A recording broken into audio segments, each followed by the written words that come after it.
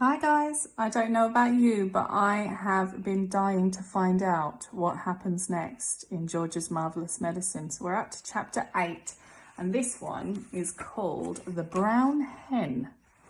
So today I want you to think back on what we know from the other chapters in the story. I want you to think about how has Grandma behaved towards George that has resulted him coming up with such a wicked plan. What are some of the things that Grandma's said to George or done to George? And there's a few things in this next chapter too that might help us come up with an answer to this. Okay, chapter 8, The Brown Hen. George stood in the farmyard looking up at the roof. The old farmhouse had a fine roof of pale red tiles and a tall chimney. There was no sign of Grandma. There was only a song thrush sitting on one of the chimney pots singing a song. The old wurzels got stuck in the attic, George thought. Thank goodness for that. Suddenly, a tile came clattering down from the roof and fell into the yard. The song thrush took off fast and flew away. Then another tile came down, and half a dozen more. And then, very slowly, like some weird monster rising up from the deep, Grandma's head came through the roof. Then her scrawny neck and the tops of her shoulders. "How am I doing, boy?" she shouted. "How's that for a bash-up?" "Don't you think you'd better stop now, Grandma?"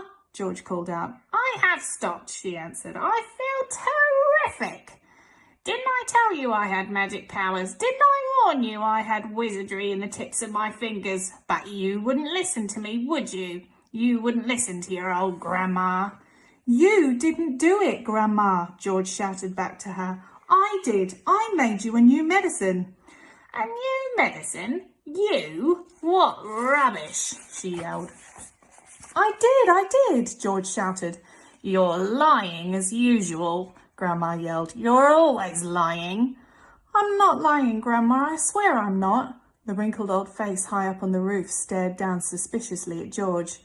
"Are you telling me you actually made a new medicine all by yourself?" she shouted.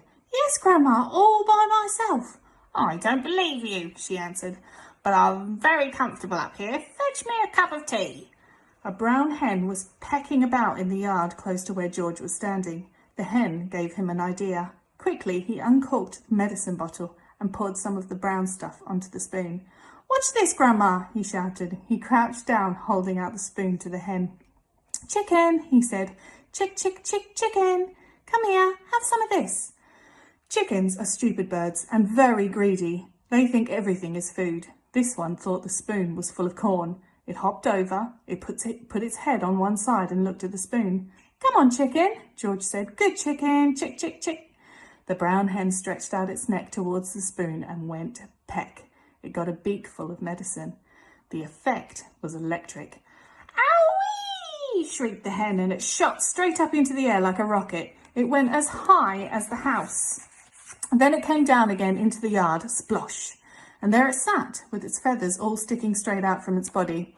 There was a look of amazement on its silly face. George stood watching it. Grandma up on the roof was watching it too. The hen got to its feet. It was rather shaky. It was making funny gurgling noises in its throat. Its beak was opening and shutting. It seemed like a pretty sick hen. "You've done it in, you stupid boy," Grandma shouted. "The hen's gonna die. Your father'll be after you now. He'll give you socks and serve you right."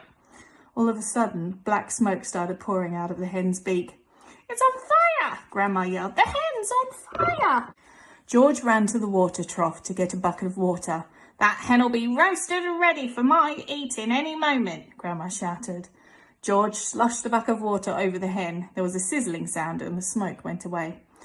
"Old hen's laid its last egg," Grandma shouted. "Hens don't do any laying after they've been on fire." Now that the fire was out, the hen seemed better. It stood up properly, it flapped its wings, then it crouched down low to the ground as though it was getting ready to jump. It did jump.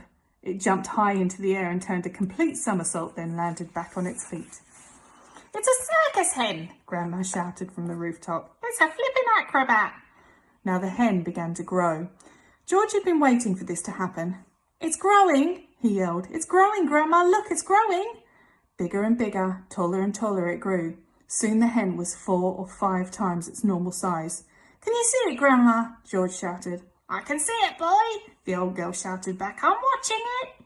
George was hopping about from one foot to the other with excitement, pointing at the enormous hen and shouting, "It's had the magic medicine, Grandma, and it's growing just like you did." But there was a difference between the way the hen was growing and the way Grandma grew. When Grandma grew taller and taller, she got thinner and thinner. The hen didn't.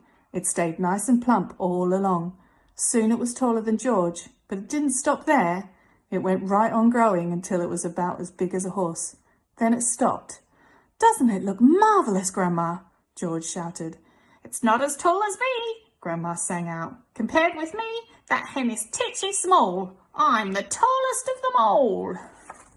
Okay, so that's chapter 8. That poor hen, my goodness.